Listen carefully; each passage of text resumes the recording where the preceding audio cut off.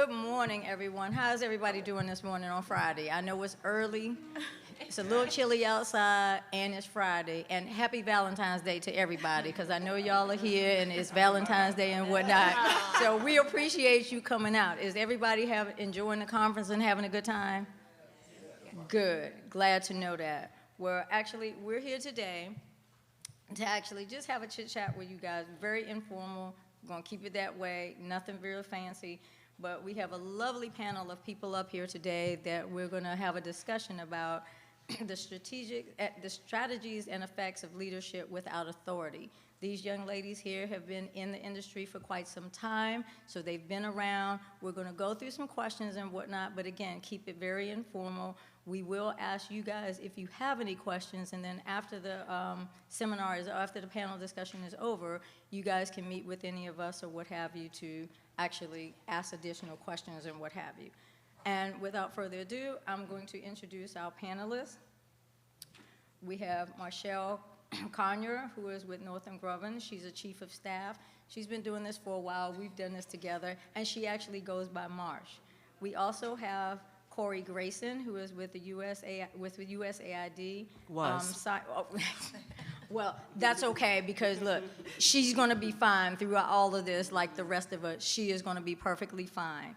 And then we also have Dr. Andrea Davis here from ALD Associates, who is the chief social scientist. And like I said, all of these young ladies have been around for a while. They're great in the industry. So right now, we're going to kick this off with some questions with them and whatnot. And I want you guys to enjoy the panel. Thank you very much. And like I said, we're keeping it informal, so I'm going to sit down and join them so we can kick this off. So today, we're actually just going to go through, like I said, a series of questions to actually get you guys acclimated with all of this and what have you. And from the very beginning, I'm going to actually ask the panelists a few questions, and we'll all participate and whatnot, and some of them will actually answer, but this is more interactive. We want you guys to be included and whatnot, so please do not hesitate at any given time to actually stand up to the mic and ask a question. So to start us off, I'm going to ask the panel itself, how do you define leadership without authority, and why is it important in today's work environment? Mash, you want to start off? Yes, absolutely. So the one thing to note is that leadership is within all of us, no matter what level you are within your career, if you're early, mid, experienced, whether you're a high school student, a college student, it doesn't matter, young, old, it doesn't matter. You can lead from within and lead from where you are. And one of the key points that I would like to bring is that you could be a change agent. And sometimes that means leading without authority. Sometimes that means taking the initiative, seeking out answers, inspiring others, inspiring your team. So a lot of times we think that leaders are supposed to be on this huge scale that couldn't be us, but it actually can. And it just really means about leading with whatever type and doing the things that you enjoy to do. I'll add, so I have 2 military parents, retired Army, so there was a lot of leadership with authority in that dynamic. So, getting up, making your bed, putting those hospital corners, I think, discipline and certain things that they instilled within me, particularly I will say, would be confidence. And so I've learned, especially with getting a graduate degree, a PhD, that as long as I sound like I know what I'm talking about, people are going to believe what I'm talking about. And I learned that also when I was in college. One of my professors, she was like, even when I'm wrong, I'm right. And for me, I was like, that makes no sense, Dr. Patrick. When you're wrong, you're wrong. But she was just saying, I'm going to say something with so much confidence that you're going to believe I'm right, even if I am actually wrong. And so I think I've taken that throughout my whole career to have confidence in what I'm saying and what I'm trying to exude. And even if I don't, I'm going to do the research. I'm going to be the one that does know. just adding on to what the other ladies have said, I think leading without authority ultimately means leading from where you sit. So no matter what position you have, what rank you have, whatever that looks like for you within your industry, within your agency, within your department, it's about guiding others and influencing others and really being that person that others can see as a source of, again, of guidance and influence. And for the second part of your question, why do I think it's so important in today's society? I mean, the workforce looks different now. So whether it's remote workplaces, whether it's cross-collaborative teams, like all of that, we're not just reliant on one individual to be a supervisor or one individual to be a leader. We need each other to get the work done in new ways that we haven't necessarily had to navigate before. So I think it's so important for everyone to, again, lead from where they sit. Well, I thank all of you all for addressing that question and whatnot. And things do look very different right now. So in all of these instances, everybody's experience is going to be in a different manner. To move on, I'm going to ask the panel right now, what are some of the practical strategies for building trust and trust with colleagues when you're back from formal authority? Mash, you want to take that?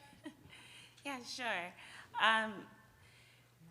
When I think about trust, I think about like the first part of it, right? And that is building trust within yourself. So in order for me to trust you, I would need to know you.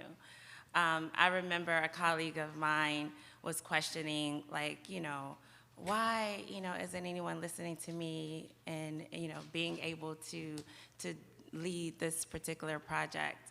And the feedback that she received was that she sat in her silo. She came into work every day. She didn't mingle with anyone. No one truly knew who she was. And so you can't be trusted unless people at least know who you are, right? So number one, it begins with you. So I think about being dependable, being someone that you could rely on, that you could, ask to get the role done, and I could do it in the task. Also, I think about being authentic. A lot of times you look at people and it says like, I'm not sure about that person. They coming off a little weird, or it might be a little fake in some instances. So you really have to be authentic to yourself. You have to be honest, someone that is truthful in a sense, as well as being transparent. A lot of times we are afraid to be vulnerable, and that is a barrier in which you can mistrust, right? And so it's important to share those vulnerabilities, especially with your team or with others. And then after you work on yourself and be collaborative and work with others, of making sure that you're a person that's trustworthy, then that's when you start working together, right? That's when you start collaborating, being that team player, being a person that knows that, I could follow your lead because I'm confident in the way you're presenting this and that I appreciate the value that you bring. So it's really about the believing in yourself first and trusting yourself to do the job. Also exuding that trust so that people could see it and see who you are. And then also in a sense of, working together to get those things done. I like how you brought up the point about vulnerability, and I'll just bring up an experience I had while in grad school. How many in here are in graduate school, pursuing a master's, PhD? Okay, we got 1, 2 back there. How many want to go to grad school? Okay, all right, I see that. How many have done grad school, have a terminal degree? Okay, all right, so you guys understand that getting a degree like this is no feat, right? No easy feat. It's a lot of determination, a lot of perseverance. I say these days, anyone with a terminal degree, you're just stubborn at that point. So for me, I really had to start learning, specifically transitioning from an HBCU to then a PWI, what that meant in terms of now talking to coworkers that were from completely different backgrounds than I was. And so in that, I had to deal with a lot of new terms and new things and just what people were saying to me, and I wasn't used to it. But I learned soon that I had to connect with these people one-on-one, find things that either were similar or things that I could relate to them. So for instance, my PI, we technically really don't have much in common, but I knew he loved his kids. So anytime his kids were around, or I would ask about his kids, that helped us build rapport and build a relationship, because family was important to him. My other friends, well, lab mates, they were interested in Game of Thrones. So we talked about Game of Thrones all the time in the lab. I think just finding those connections and the ones you don't even think. I remember one time we were even talking about therapy. That's how deep we were getting. Because if I understand and know your vulnerabilities and I show a little bit of mine, there's that trust that's being built. And so after a while, they're not questioning what I'm saying or what I'm doing. They're actually believing me because we have built that rapport and that relationship. So I always tell everyone, if you can, when building that authority and that leadership, it comes down to that one-on-one personal relationship that you can build with each other. Try to find something in common or something you can talk about, something you want to learn about them, and I promise you that will definitely take you far. Andrea, was there anything that you wanted to add to that? No, I appreciate you all focusing on the people part. I once worked with a supervisor who told me the people are the mission. And so that was, for me, such a powerful thing to hear from this person. And they were the head of the agency, actually, that I worked at. But hearing that and really thinking, okay, like, we know we are all here, obviously, to complete the mission of the agency, but hearing him say, hey, the people are the mission, and then connecting with us on that way, and authentically, right? Not in a fake way. It has to start with being authentic. Exactly. Because you know when you're genuine, Yeah, right? absolutely, absolutely. You can tell, and Or- so, yeah. Or yeah. in a sense, it's like, that person always asking me for something, you know what I mean? And it's like a pain or something like Yeah, that. So yeah. it's always good to bring that authenticity and be a people person, for sure. And this is something that you all will actually find. This comes with mentorship as well. I mean, you have to have good mentors, good people to give you support and guidance through all of this, because these are not instances that you just are born with. All of these things to help you become a leader, whether you have, high-level authority or not, it's all about growing into that. And you're going to have good days and you're going to have bad days, but having good mentors, having good guidance, having good support, this is what's going to help you get through all of that, no matter what, because that also helps you with the people interaction, as they're explaining right now. Well, I appreciate you guys answering that and providing all of that information. Actually, our next question is, how do you influence decision-making in situations where you're not the person that is in charge? Andrea, you want to take this one? Yeah, so kind of, as you were talking about grad school, first of all, I was having flashbacks, but one way that I like to see so much of this is, like, what is kind of a methodology that I can kind of bring to the table? And in addition to what you ladies were talking about the, the meeting, having that actual connection with people, building that authentic connection, there's a few different things that I have liked to employ over the years to really, again, to lead from where I sit. And one of those things was to just frame everything that I was doing around a shared goal for the team that I was working with, right? So whether I had a leadership position or not, actually, in many cases, I did not hold a leadership position, but it was my goal to make sure that I was aligning everything that I was doing and that we were doing around the shared goal of the project or around our agency, and to be really active about conveying that to my colleagues. Another thing was to use data to the extent possible. I think that a lot of us really kind of appreciate seeing that hard data, so to speak, like, what is it that I can talk to that will really not only show them that, hey, I'm in this project and that I know what I'm talking about, that I understand the history and the context and all of that, but then how can I really build that puzzle, show that picture for them in a way that may resonate with folks maybe who are not looking to have that kind of relationship that we're talking about. Because some folks are going to really appreciate that vulnerability, that empathy. They're going to want that sort of shared value. Other folks may really appreciate more like the data. They may appreciate something else. And so I want to make sure that I am kind of hitting both sides as I'm trying to connect and as I'm trying to position myself as a leader without an official position. And then, of course, just building alliances with my team members. And again, authentic alliances, right? This is not Survivor where, you know, someone is trying to cut you off in the background or make you lose your spot. This is really about making sure that folks know that, hey, I'm here for you. What way can I show you that I am here for you?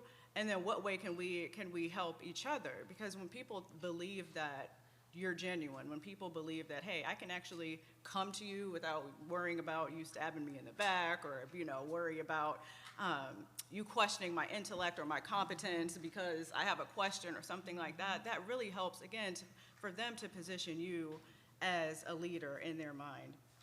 And another one, asking questions. I found that to be such a powerful tool. For so many of us, I can say me, absolutely, in years past, and even sometimes now, right? I question whether or not I should proactively ask questions. It can sometimes become a thing, especially as, you know, as with all the various identities that I bring to the table as a woman of color, Black woman, and so on. I can be particularly concerned, you know, about whether or not questions that I might ask can make someone question my competence, right? But what I've had to overcome over the years and what I've come to recognize is that asking powerful questions can be empowering to others. And again, I think when you're willing to do that, and when people see that you're willing to do that, it can again help to position you as a leader in their mind, because you're being proactive, you're empowering them to be able to ask questions that they may have, or actually, you know, just again, raise a space for any potential vulnerabilities, either intellectually or anything like that within the space. Well, we appreciate that, Andrea. Did either one of you all want to elaborate a little bit any more on that, or? Sure, I will add specifically about like data and asking questions. So my last post at USAID, I was a research for development advisor, so I used my research background. I have a PhD in biomedical engineering to really help kind of address our programming in terms of global development, economic development, humanitarian crisis. So it was a different atmosphere to be in, coming from the National Science Foundation, where everyone definitely has like either a master's, PhD, or more. So I'm working with people that were in the Peace Corps, working with people that worked with implementing partners that came onto USAID. So everyone didn't have necessarily as much of a technical background as I did. But I'm not familiar in this space of global development. So I realized what my expertise was really creating programming and how we can talk and relate to the researcher. So letting the people know on my team, although they were my managers, like this is the difference between basic research, use-inspired, translational, prototype stage, like laying that out for them. And then also letting them know, like, okay, these are the questions you want to ask, you want to probe when you're asking for a research problem. What are the aims, the objectives, maybe methodology, I don't know, but we're just doing concept notes. Versus at NSF, like everyone had a pretty good idea of what the programming is, what they wanted to do. It's been around for however long, and so it was a different type of authority, more leaning on my biomedical background, and then here was just my overall, at USAID, my overall expertise. So after a while, they would look at me like, Corey, so you're going, I was like, oh, am I becoming important? Okay. So I'm like, do this, do that, do that. So after a while, it really was leaning on my expertise, my personal expertise. And so I just say for you all, you have an expertise in something. I think really when working with the team, asking those questions, finding out what the flaws are, even working on a data project. They wanted me to do a portfolio analysis over 13 years of programming. So that led me to ask, well, where did this come from? How was this collected? Where was this stored? Who was this collected from? Which are basic data science questions, right? But you really have to understand the data in order to get to the end goal of what we're trying to do. And so I found a lot of flaws and ended up really starting to create a kind of database management framework for them to moving forward, you know, until we were interrupted. So that kind of led to me having more authority in that space and leaning back on my skills in grad school. I hadn't used it in a while. But again, I think it's important that you realize what your skills and expertise are, sell your skills and expertise, and then also execute efficiently.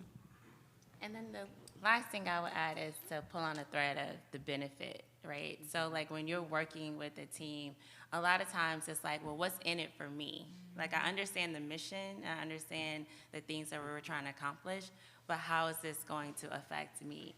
So a lot of times it takes the convincing of how does this going to affect you, in what role, in what way, in what trajectory that you're going.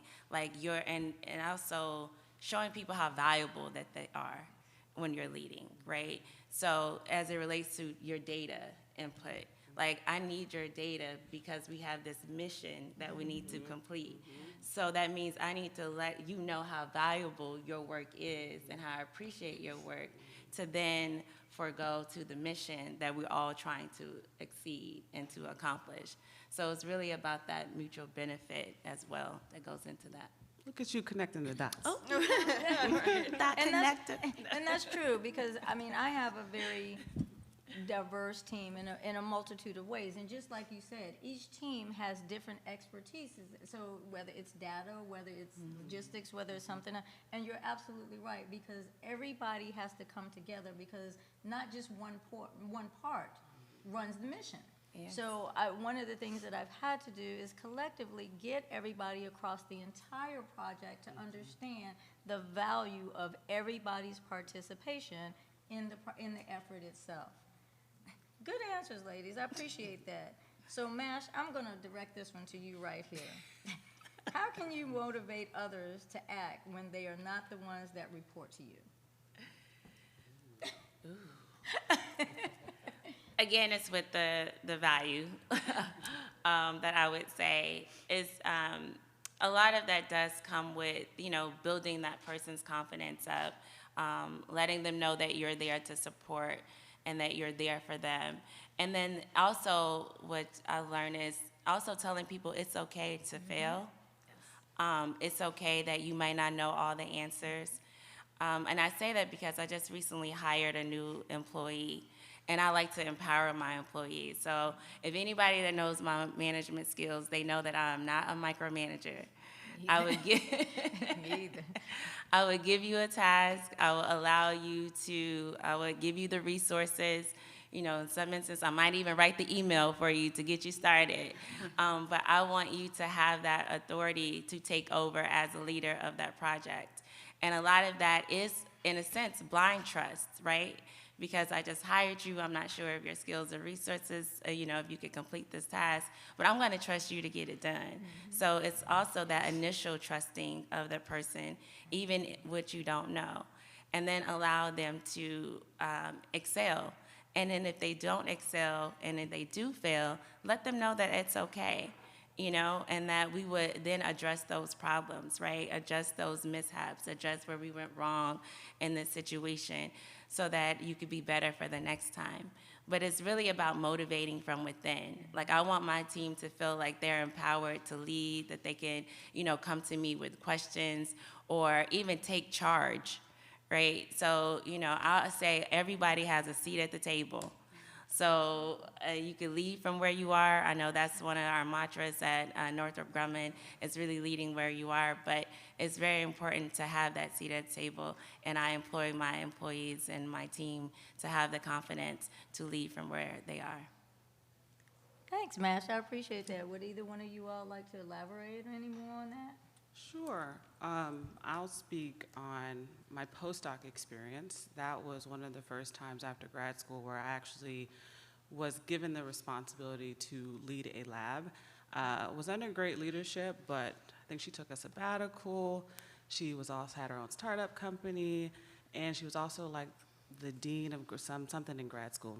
And so she was a very busy woman, my principal investigator. And so I had to step up in ways and show up for the grad students that oftentimes I didn't think I saw the example in my grad experience.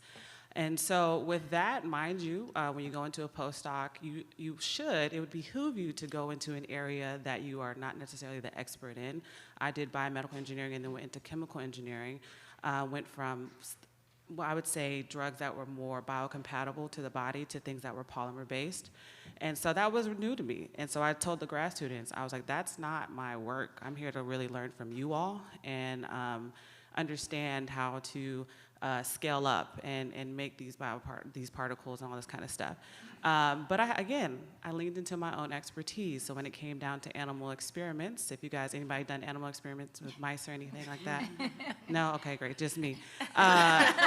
So also pigs, I've done that as well. And so there's a different technique in how you can do certain things to mice in an ethical, but a way to get your experiment across. So I'm teaching them what I learned in grad school. And I'm like, no, you need to hold the tail this way, or you need to do this, and I will be your second hand during the surgery. And so I think really encouraging them to take the lead in the projects, like, yes, I may have my PhD, but you guys are the experts. I'm just here to help in any supporting way. So I think it was helping them build that confidence and also getting them to advocate for themselves. A lot of times they would trust me to do that because they saw me and the PI kind of at the same level, although she was years ahead of me. But they're like, hey, can you talk to her about this? Like something as simple as a lab meeting. They're like, I think we're meeting too often. I was like, okay, I agree. Let me talk to her and see if we can space them out so way you guys aren't nervous or have anxiety every single week. Maybe just give you anxiety maybe once a month. And so working those things out for them, but also letting them know like, hey, I'm not gonna be here for forever. So you guys are gonna learn how to open your mouths and let her know what is going on. Because sometimes when someone is at a certain level in terms of authority, they may not understand or relate always or go back to what you're going through as a grad student, right? They're not in the lab. I am in the lab with you. But you all are also going to grow into these scientists that are going to have to lead and direct one day, so it's important that you start using your voices. So for me, it was about empowering them and making sure that they knew that you're not just stuck in one place, you have a voice, and it's your grad experience, so you got to be the one to really make it go well for you. Yeah, and just adding kind of a third component onto what you all said, I think for many of us, by virtue of our graduate degree or terminal degree, whatever it may be, people kind of inherently see us as leaders or expecting us to be leaders in some kind of way. And that can be a lot of pressure, right? But one thing I just do want to raise is make sure that in whatever position that you have, you're actually showing up the way you need to be showing up. You're doing the best that you can be doing, right? Because yeah, we're not going to always be able to live up to other people's expectations, but you at least want to make sure that you're putting your best foot forward, right? And sometimes that doesn't happen. So how can we expect others to sort of position us as leaders if we're not even doing what we need to do fully? So I never want to underestimate the importance of you actually doing what you need to do to help position yourself in that way, and ultimately for yourself to just be successful regardless of leading or whatever. Just making sure, again, that you're doing 100%. And I think when you do that, when you're bringing your 100% to the table, in many ways it creates a sort of social pressure amongst others on your team It really does. to be better. And so, yeah, not only now is your team doing better and succeeding and whatnot, but then you have, again, helped to do the work to position yourself as an authority figure as well. And I actually recently had an example of that, Andrea, to be perfectly honest, where I had a person that was in a situation like that. He just wasn't really in there. He didn't really have the enthusiasm and whatnot to move forward. But then he saw a couple of his other colleagues, one that was newer than he was to the program, stepping up and doing his thing, and it just clicked. And finally he was like, oh, I better step up my game too, because that way this is what I need to do. And it was the craziest thing, traveling to come here. He was actually left on the project to do something on his own and whatnot, and my deputy called me yesterday and said, you're not gonna believe it. He completed 4 of those tasks by himself, and I was like, good for him. I said, that's what we needed to do. So she's right. Sometimes it takes others to inspire those on the team to do that. Well, thanks. I appreciate that, and I hope you guys are getting a lot of good information from these ladies here on the panel. So, one of the other questions is, what are common mistakes people make when trying to lead without authority? Corey, you want to take that one? Sure. I'm going to come at this from a different angle, which is branding, personal branding. I'm a personal branding strategist on the side, and I think people sleep on LinkedIn a little too much. I think you can really build a place of authority on social media and on networks and on sites like that. And so the mistakes I see is people without a profile photo. Anybody in here without a profile photo up? I better not see any. Oh, I saw a hand. All right, well, we'll talk later. We'll talk later. People need to see who you are, see these lovely smiling faces, right? No banners. We're not doing that no more. That's prime real estate for you to really talk about your skills, your expertise, and how people can contact you, right? Your header should be a way that people immediately know your skills, know your background. So I do LinkedIn audits also on the side if you guys are ever looking. Connect with me on LinkedIn. Because I really think that's a missed opportunity for Right here in the front. He said right here. I got my notes. And See, that's what I'm talking about. That's what I'm Direct talking about. interaction. So I think that's one big mistake is people don't understand that regardless if you go on a date or a job interview, somebody's looking you up. So it's important that what they find speaks volumes, whether it's your website, whether it's your LinkedIn, whether it's your social media. Be cognizant of what you post on social media. I'm not saying don't be yourself, but just be aware. Like, the most, I would say, craziest thing I have on mine is I like to go to Carnival, so you will see me in my Carnival outfit. That is on my social media. But that is me celebrating culture, and I do not feel ashamed. I do not feel anything about that. And if I won't get hired because of that, then that's not the company for me. But I think it's super important you understand how to talk about yourselves, right? How to talk about your skills. A lot of people come from these places where we're talking about our resume bullets, right? And we're just doing assist and coordinate. Unless you're trying to be an assistant, we're not assisting nothing over here. We're leading. We're strategizing, okay? We're innovating. And so I think it's really also about having the confidence to talk about your skills in a way that makes you also seem like you're in a place of authority. Remember, Mash, we were talking about it last night. We were like, sometimes you might need to stretch the truth a little bit. Even if you didn't lead that project, I'm like, put it down. A recruiter won't exactly know. But again, it's about how you talk about your skills and make it relatable. So there's so many other things, but I think it's really important that your brand, when people look you up, really shows that you're an authority and expert in what you're talking about, what you're doing. So again, LinkedIn profiles, websites, even social media audits, I do that, so please reach out to me. Right here. But yes, and it's to echo what we did discuss last night. A lot of things that hold us back is that fear, right? And that's like, and that self-sabotage of saying, you know, I can't apply for this job, or I can't lead in this way, or I'm not sure if people will listen to me. And it all goes back to like the confidence that you have within yourself.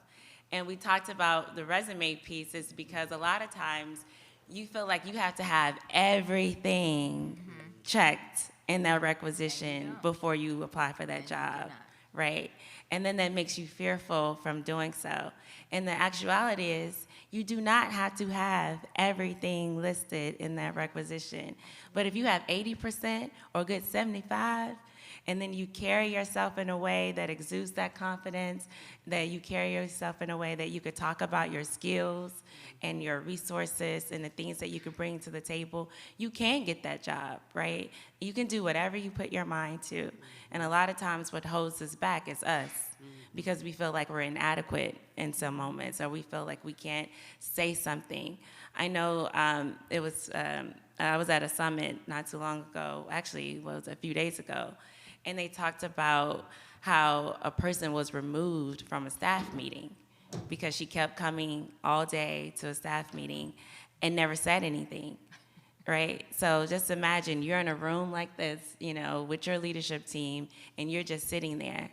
So one day her boss said, "Excuse me, I think you're gonna have to stay at your desk when we have staff meetings." And she was like, "Well, why?" And said, "Because you're not saying anything." And no, she's taking notes, she's going back to her teams, telling them what they were doing, but she wasn't contributing in a sense. And when you think about that, you have to think about, am I confident enough to add value? And you should be. And that's one of the biggest things that you should employ as you are being a leader, or just being curious of that, asking questions and not being afraid. And that goes into, again, like I said earlier, you have to have the proper guidance and support.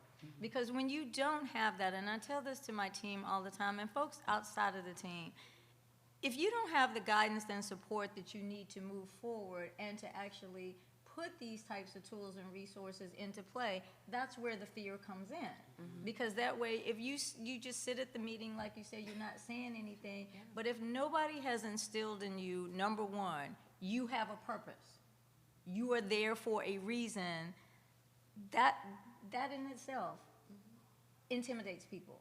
Because until they know that they're being included in whatever the meeting is or whatever's going on at that time, it makes it very difficult. So again, I can't stress highly enough how important the support, the guidance, and the mentoring is throughout your career. Even if you've been in the career for a long time, you still have to have mentors.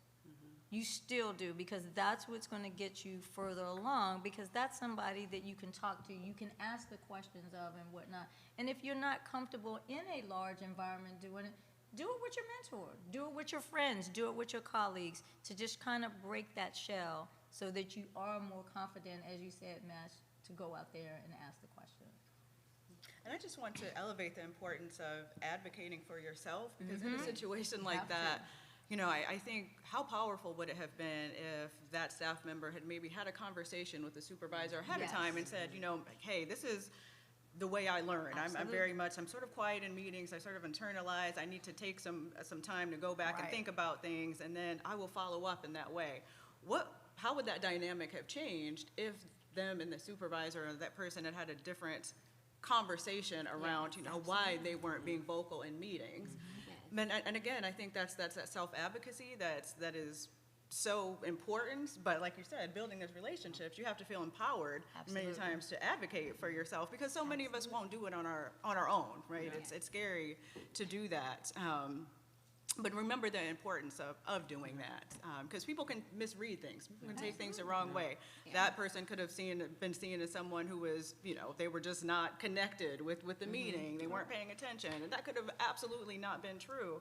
But if they had simply had a conversation with the boss, maybe things would have gone differently, and she wouldn't have been asked to sit out of those meetings. Communication is the key with everything. I mean, without the communication, you're not going to make it that far. I mean, and there's no right, wrong, good or bad way. You just have to figure out a way to communicate with whoever that is, whether it is a mentor, a manager, a supervisor, a colleague, a friend.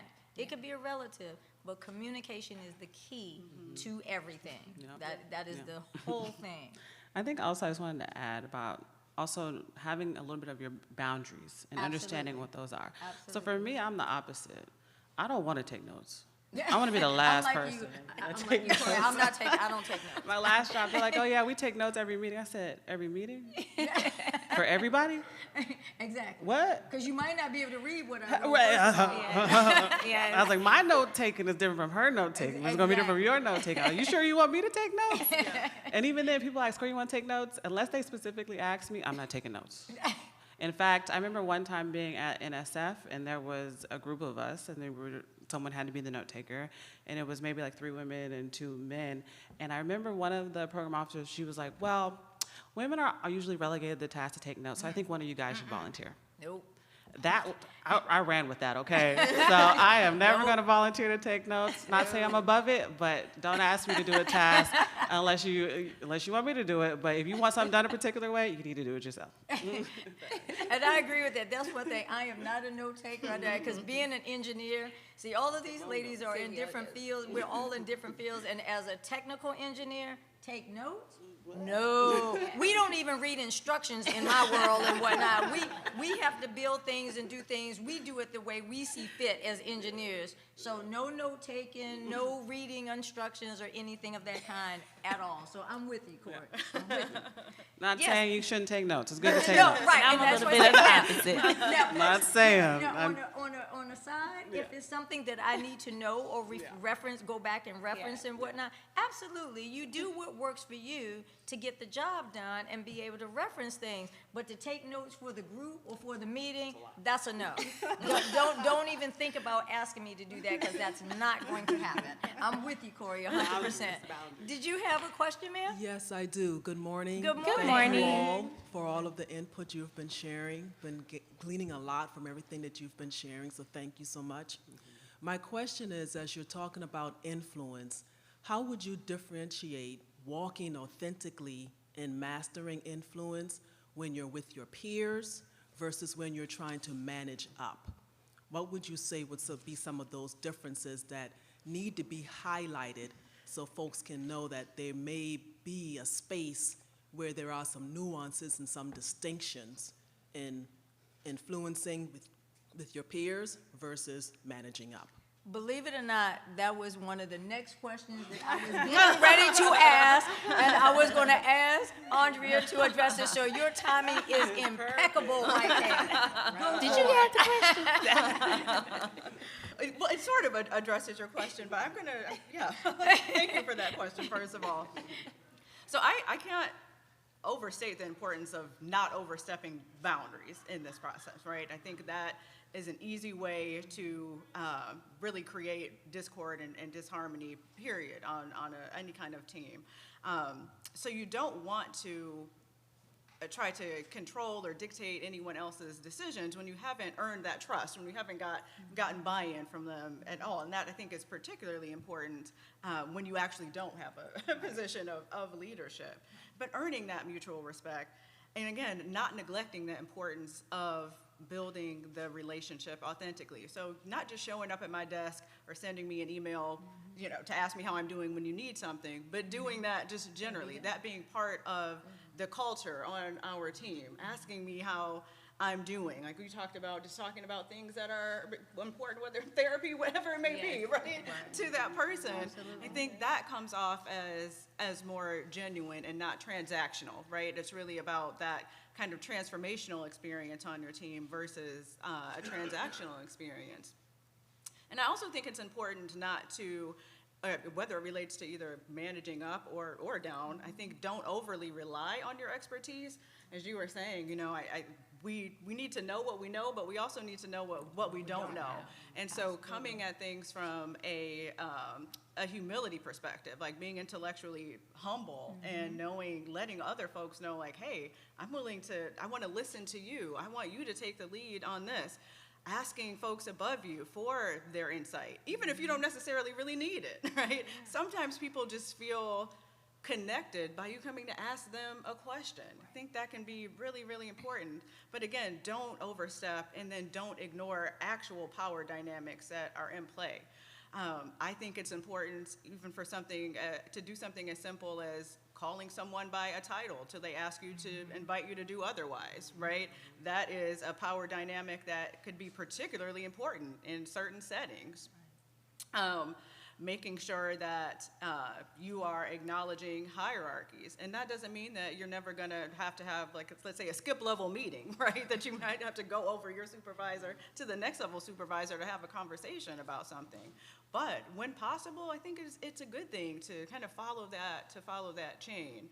But emotional intelligence, pro tip on this Valentine's Day, is important to remember for any type of relationship, right? And so whether we're talking about managing up or down, really work on building your emotional intelligence skills, okay? Being self-aware, again, knowing what you know and what you don't know, understanding how your behavior lands on others, recognizing the importance of the impact of what you did versus the intent of what you said, right? And really owning that, actually taking a place of, or standing in a place of accountability for how you land on others. Empathy, genuine empathy, I think is so important, again, part of the emotional intelligence packet. And then also just self-regulation, right? There are so many times when somebody rubs you the wrong way, right? You might want to snap, you want to say something, but being able to maintain your composure, being able to respond thoughtfully in a moment versus just reacting. All of these things are part of the emotional intelligence packet that I think can really help to position yourself as an authority figure, regardless of, again, whether you actually have that official title or not. And that's true. And to piggyback off what you said, Andrea, you do. Everybody's going to interpret things differently. So when you are speaking to someone to try to establish that rapport, that connection with them, you might think that you're saying it one way or they're receiving it one way, but it may be different. And a lot of times having other people to, kind of give you some feedback on how you presented or how the other person responded to you is a good thing. But Andrea, you hit the nail on the head. You have to know, what you do know, but also understand and know what you don't know. But don't be afraid at any particular time to go ask questions. That's the $1 million thing right there, is ask the questions. And I say all day, every day to my team, my leadership, whether it's upper management or, I got a stupid question. And everybody says, there are no stupid questions. Okay, well, you can, whatever, but I'm just saying, because that way, and you have to have those icebreakers. Because sometimes if you don't know the person or persons that you're dealing with, just like you were saying, Andrea, you have to have an icebreaker sometimes. So sometimes it is to say something like that, or just ask any question to see and evaluate that response that you may get as you're moving forward. Did you want to say that? I didn't mash. I saw a thought right Like, there. this is good. I saw a thought. So also to your question is knowing your audience. Yes. Right? Very so important. when you are listening or you are trying to lead your peers versus leading executives, two totally different audience levels, right? Yep. So it's understanding, what do your peers need to feel influenced to do the task or to do the job or to accomplish something, versus then what does this executive may need, right? So your peers may need just words and motivation and confidence, but your executive or your leadership may need data or facts or driven terminology to make me believe that this is the direction that we have to go to. So it's also a balance of giving each of the levels, I guess, what they need in order to lead. I like that, and I think it goes again back to my thing on boundaries. I'm a boundary person, okay? Protecting her peace. Completely. For me with peers, I lean more on the introverted side, and so I can definitely be alone, do things on my own. I love to be in the house. I pay all this money for rent. I'm gonna be in the house, okay? So for me, they're like, oh, let's go out for happy hour. You might see me at 1 or 2. I'm not gonna go to every single one. I just don't have the capacity. My energy doesn't work that way. I remember one of my coworkers, she's like, oh, so you're gonna come over such and such for a potluck? I was like, first of all, you know how I feel about potlucks. And then second of all, y'all know I don't like y'all like that, right? Kidding, but not kidding. You guys are my peers. Like, we can hang out and get to know you, but, again, boundaries. We're going to be working in a professional space. But I think when it comes to leadership as well, I think sometimes I would still, as I said earlier, find some of those connection points, whether it might be like buying a house or talking about, crypto or something like that with leadership. But then also, like you said, giving them data, giving them ideas, poking holes in some of the thought processes that they have. And so they're like, oh, I didn't think about that. Well, maybe, then I volunteer myself, maybe you should take the lead on that. I'm like, oh man, I just made another role for myself. Anyway, so I think that's kind of how I kind of differentiate when like talking with peers and then when talking with management. I still try to create those personal connections, but I do let people know my personal boundaries. I tell people now, I was like, my batteries, we're at 20%, so that means I need to head on out, but good luck, good job on the promotion, but people know. So I like to leave a little bit of mystique, right? Like, you don't gotta know everything about me, you don't gotta be around me 24/7, but one thing you are gonna know about me is that I put in work and I know what I'm talking about. There you go. Well, this next question is gonna be quite interesting. And Mash, I'm gonna let you take it, but I want all of you all to weigh in on this one right here. How do you handle resistance or pushback when you lack authority? Ooh, how have I been there? Exactly. I said, this is going to be a good one. How I handle resistance and pushback. One of the things that I do a lot is questions. I want to know why.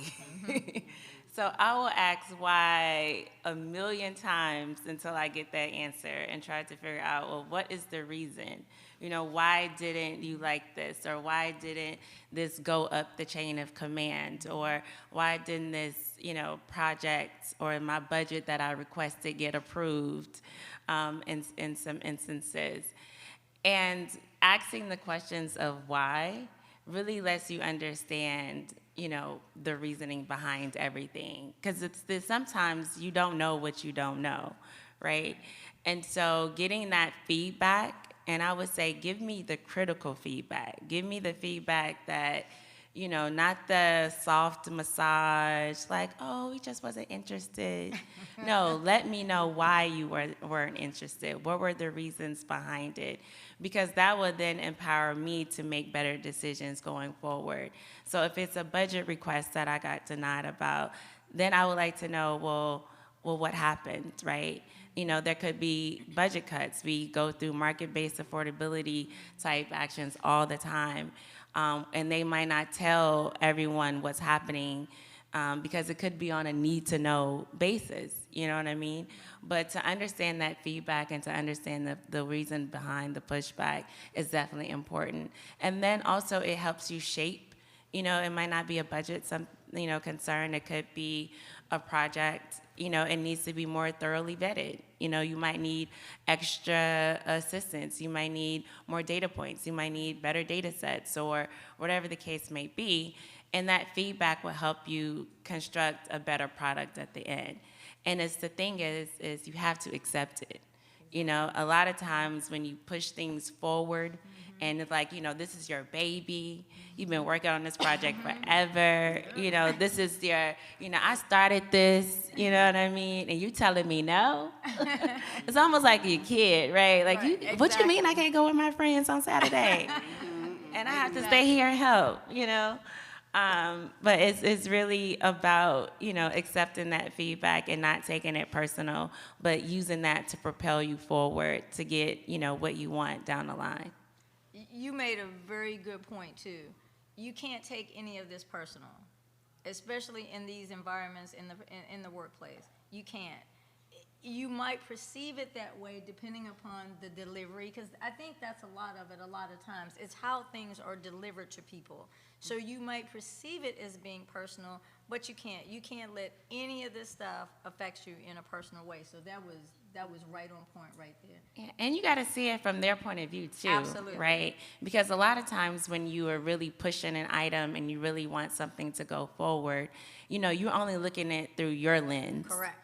You know, you're not looking at it through the lens of maybe the stakeholders, like who is going to affect, you know what I mean? Or what might triculate down the line that you might not be aware of how this decision or this impact may be.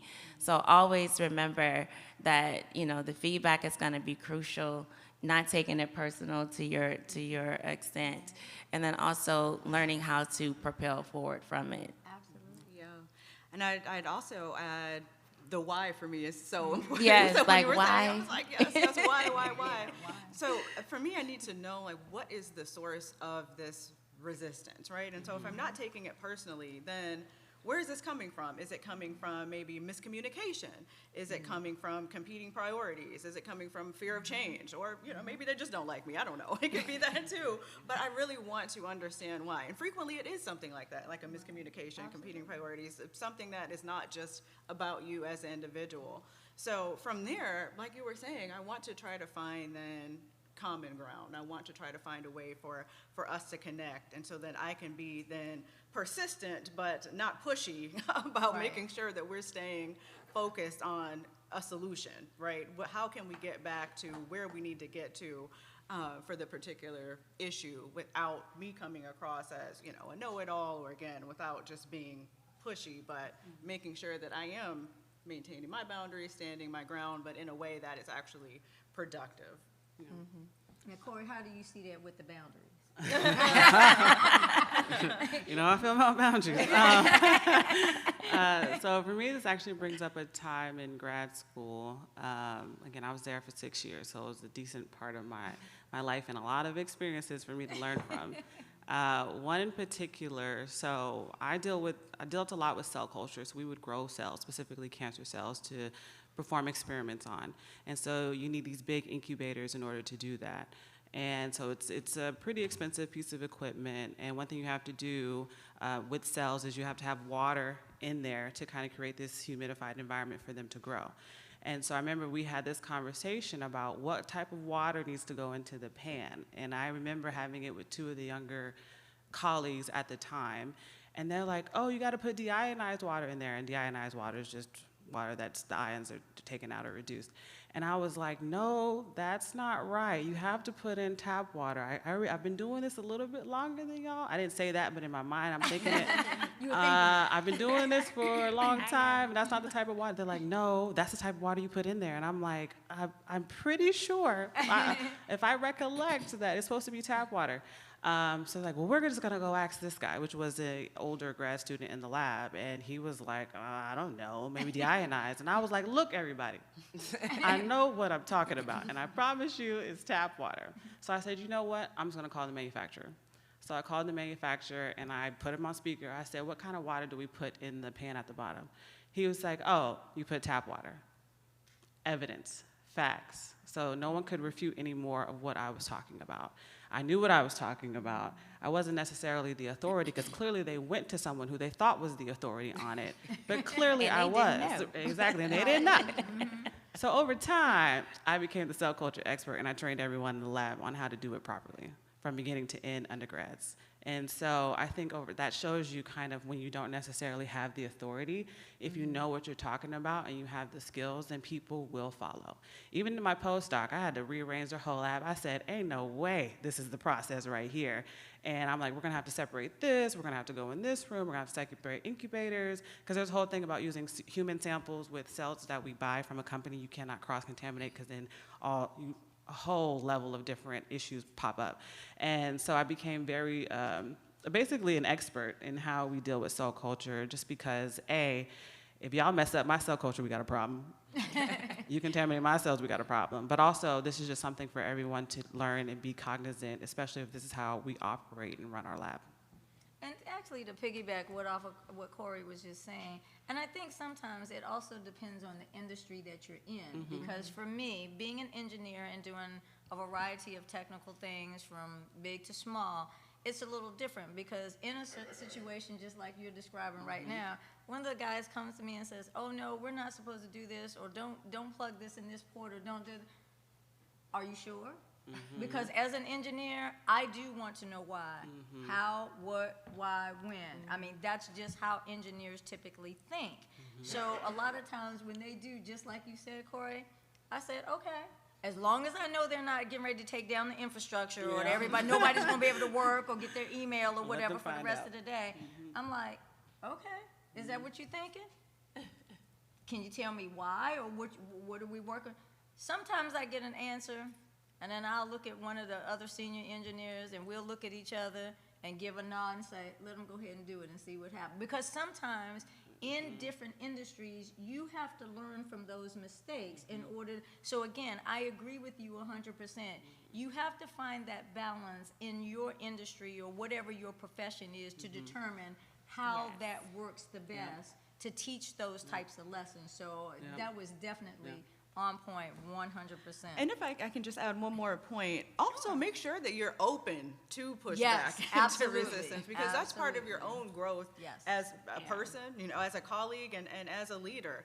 I think so often that when we are experts in an area, we can make the mistake of not being open to actual feedback and resistance, because you can learn something. Again, as we're saying, there's so much that you don't know. So make sure that you keep your mind open to feedback, to resistance, productive feedback. Again, I once had a supervisor say that, feedback is a gift.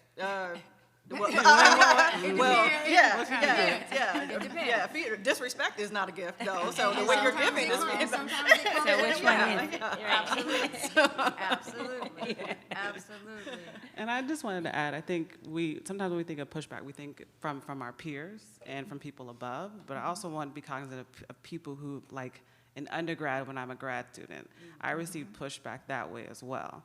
And a lot of times, again, he doesn't know I've been doing this for about 5 years. I think I know what I'm talking about, right?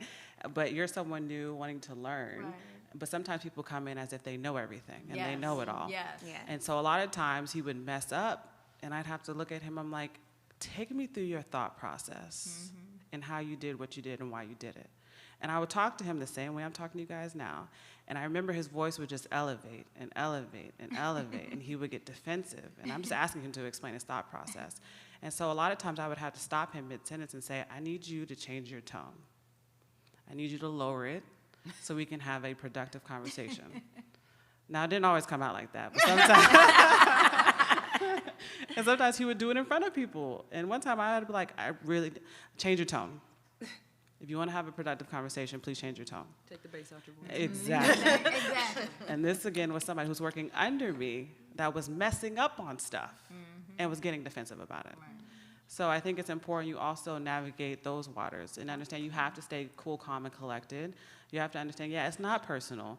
It becomes personal when you're messing up my project, but just really understand that sometimes that pushback comes from all sides and from different people, and you just have to be ready and be prepared to deal with it. And it's gonna always come. So don't think just because you're in one position that you're not gonna receive pushback, right? Correct. You're gonna get all the way up to, you know, CEO or vice president, and there still is gonna be some pushback. Absolutely. And so this is always a learning, you know, moment and growth moment, because you're gonna forever receive pushback no matter where you are or what stage you are. This is all good for you guys, but I'm going to also ask these ladies up here, what advice would you guys give to young professionals who want to actually lead but feel overlooked sometimes in going through their career? I can start that one off, and then the ladies can chime in. I would say early career, for me, I was excited, right? So I was like, oh, you know, I'm in my grown person job, you know. At that time, back in the day, I was making $40,000. I was just like, oh, you know, I'm so excited, you know. And I just had that attitude of like, I'm gonna change the world. My PhD program. That's how I felt. Same. And I would say a lot of times, you know, that confidence I wanted to continue to exude, right? I had it in me, you know, younger, and still now, it's like I wanted to be that change agent. And so one of the things that I would say for everyone is to be that change agent. Like, be that person you want to see, you know, do that role well, perform, no matter what level you are. And then don't be afraid to speak up for yourself. Don't be afraid to lead. Don't be afraid to take initiatives.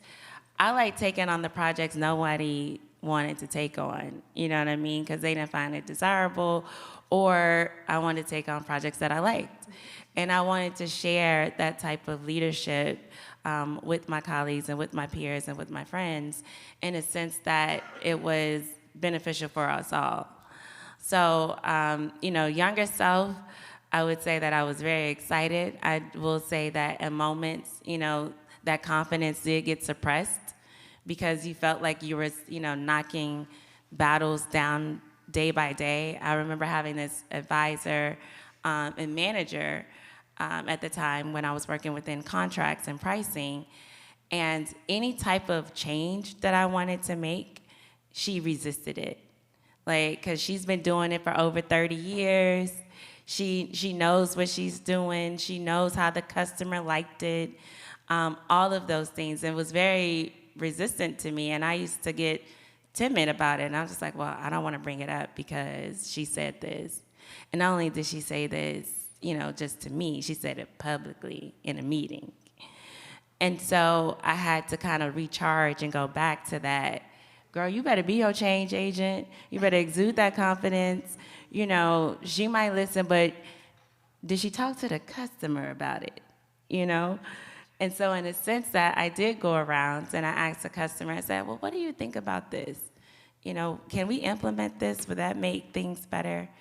And he never really thought it that way. You know what I mean? And so it ended up having a full circle moment where we did talk, and then she was accepted to that change. So I would always just say to your younger self or yourself today is continue to be that change agent you want to see.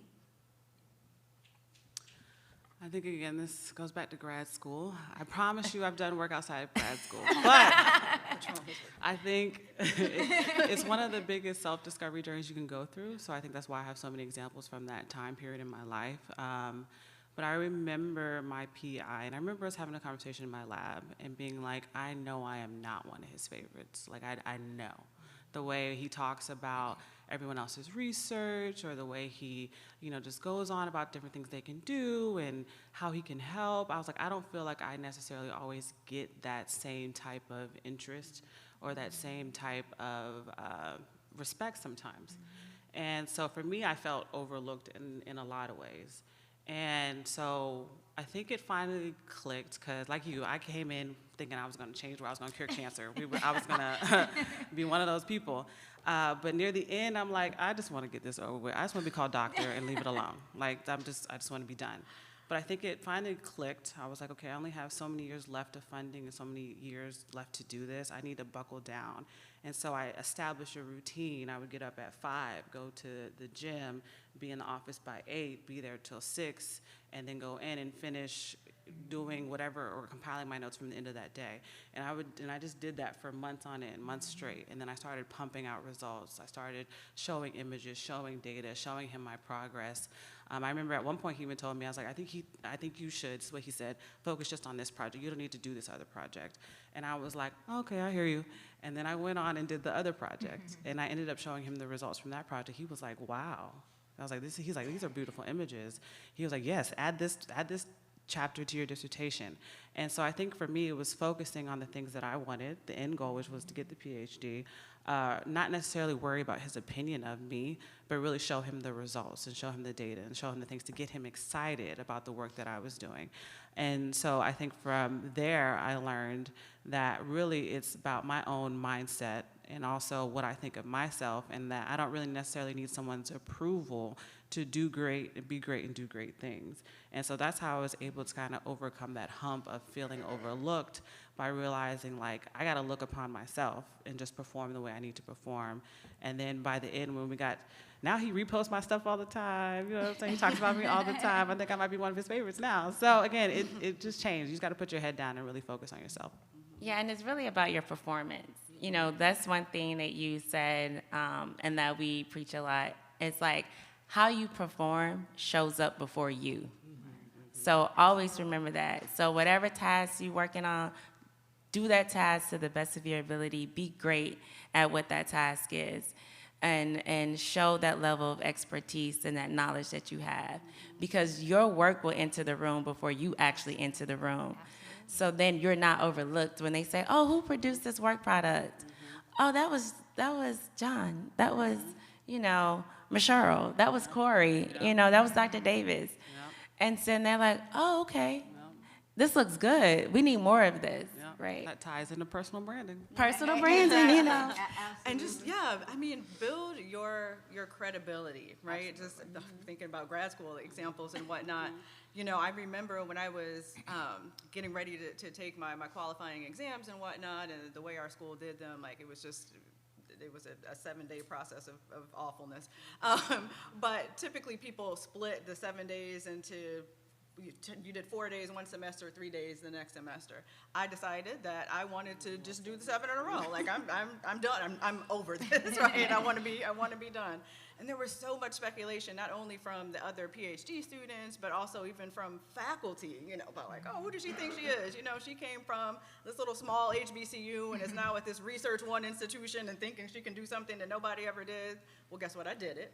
Passed them with flying colors. And then after my qualifying exams, I had the top 2 professors in my department asking to publish with me after that. And so, like, you got to advocate for yourself. Do know what you know what you don't know, as we've also said.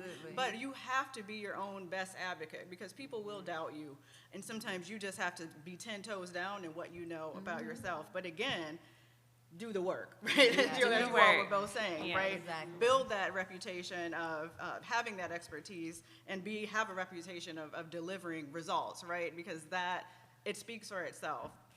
But again, advocate for yourself no matter what it is. Anyone I've ever worked with, like you were saying, boundaries is your thing. Anyone I've ever worked with knows that self-advocacy is my thing. So absolutely. Whether it is benefits, time off, I don't care what it is, showing what I know, protecting other folks or empowering other people on my team, I'm going to advocate for what it is that I believe in, and that also needs to mean myself, right? Believing in myself and advocating for that. So again, advocate for yourself, but also cultivate your expertise and build that reputation for delivering results. I think, again, that just situates you as a leader. Now, based on all of this information that you guys have gotten this morning, does anybody have any questions in the last few minutes? Step up to the mic, my friend, and ask your question, because we do have a few minutes. And we want you guys to come and express, let us know, ask your questions. And of course, we only have a few more minutes left, but we will also be willing to talk to you all afterwards. And your question, sir, and your name. Gladly. Good morning. My name is morning. Christian Jones. Good Nice to meet you all. Nice to meet you. I made sure to write them down so I didn't forget. There we go. Okay. Oh my God, I was so excited to come to this one specifically because the topic is something I'm trying to do at my current job right now. We've got some leadership messiness. They're trying to work through conflict, and I'm trying to encourage people by taking initiative and doing what you should, being the change agent. The first question I had was, and I only do one, I won't take up too much time. How do you build or convey trust that even if the problems that your leadership, that your environment are dealing with may be outside of your expected scope of knowledge, that you can be trusted to figure it out? Like, I'm not remotely in an environment where I think that I have dozens of years of experience in it, but I can figure it out 9 out of 10 times with some time and some trust. How do you build confidence in your leadership that you can do that?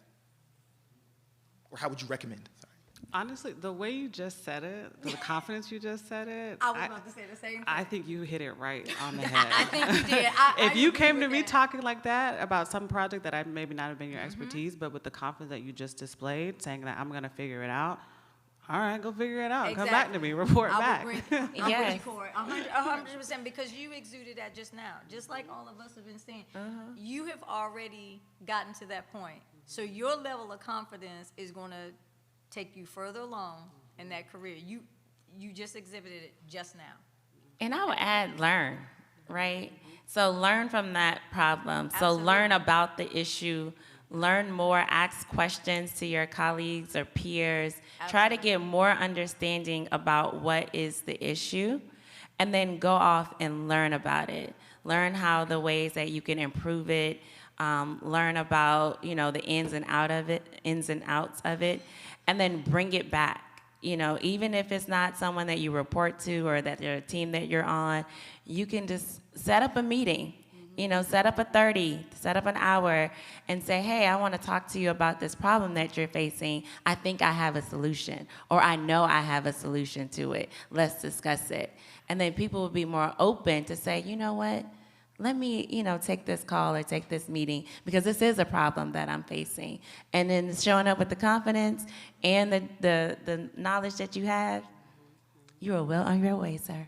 And I'd also just add that, I'm a big fan of directly conveying the thing that I want to the people around me. So saying, hey, I'd like the opportunity to work on this problem. Like, recognize that, hey, or I should say not recognize, but you can actively even say, hey, I know this is maybe outside the scope of what I normally do, whatever, but I just want to be clear that I'd like the opportunity to work on this. They can say yes or no, but I think it's helpful to sometimes be very clear and direct about what it is that you want, because you've put that out there now. They're aware that, okay, this is a topic that you're interested in, and now you've sort of, again, positioned yourself as a leader, regardless of the topical area.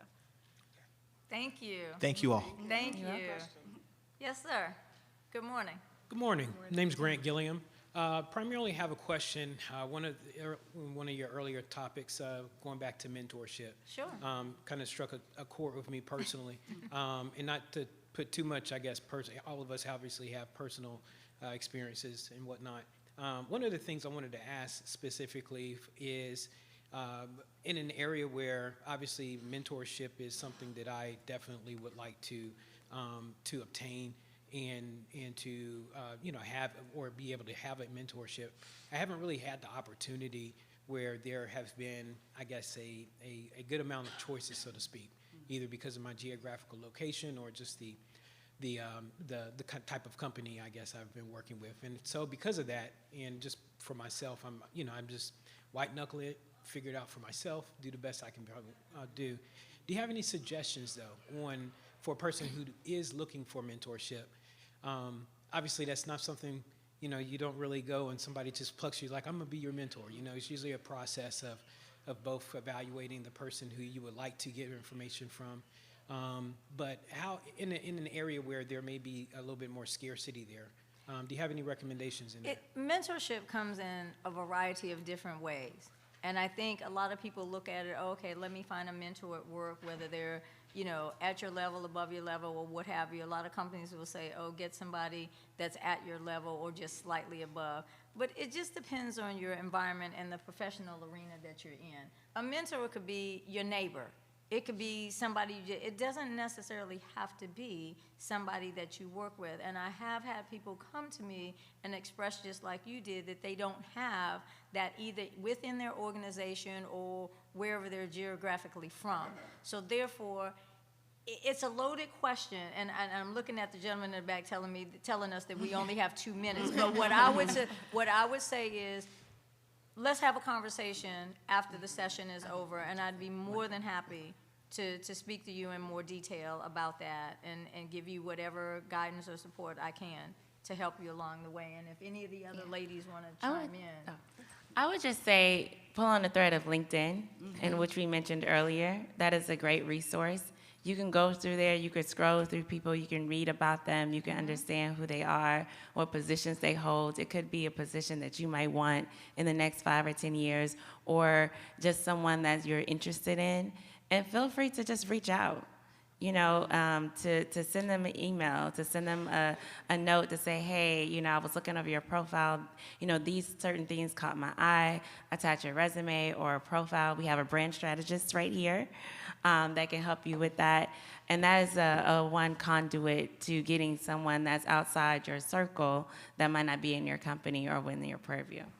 And just adding one point to that, one of the most effective ways that I've met mentors over the years has been through professional associations that we're affiliated with, you know, with my discipline. So I highly recommend that you join them if you're not already a member, and many of them have official mentoring programs, actually, that you can be a part of. And I've just found those to just be so fruitful because it's good to have an internal mentor, but I think it's also equally good to have someone who is not necessarily at your job, but in the same space. Absolutely. So these professional organizations, absolutely take advantage of them. Because you're going to get a different perspective outside of your professional organization, and that sometimes comes in good hands because you want a different outlook. So it's just depending upon what it is you're looking for, and like they said, LinkedIn and whatnot, those are all good resources and tools as well. But like I said, I'd be more than happy to chat with you because again, these type of events here, BEYA, it's perfect for it. And I mean, I've been coming for a long time, and actually, I've probably acquired more mentees than I can probably handle, and I have to get other colleagues of mine to help out with that. So, absolutely. Thank you. No, thank you. Thank you all, first of all, for coming out this morning on Friday. And I hope that you guys got a lot from this and that you're going to have a wonderful rest of your day. Enjoy the rest of the conference. And if you have any questions, anything at all, please don't hesitate to come and chat with us. Thank you so much. Thank you Have a all. good day. All right, let's take a picture. Okay. Go ahead. Yes. Sure, absolutely.